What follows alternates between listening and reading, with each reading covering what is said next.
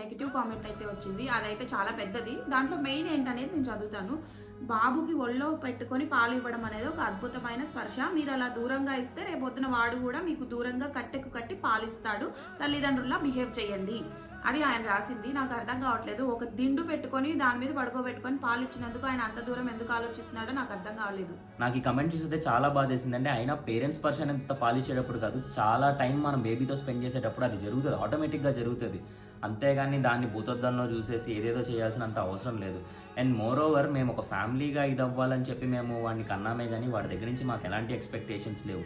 And ఆ person ఎవరైతే మనకి కమెంట్ పెట్టారో మేబీ వాళ్ళు మెంటల్గా అసలు బాగాలేరు అనుకుంటే, చాలా డిస్టర్బ్ అయిపోయినట్టున్నారు. ఒక సైకాలజిస్ట్కి చూపించుకుంటే చాలా మంచిది, వాళ్ళు చాలా బెనిఫిట్ అవుతారు.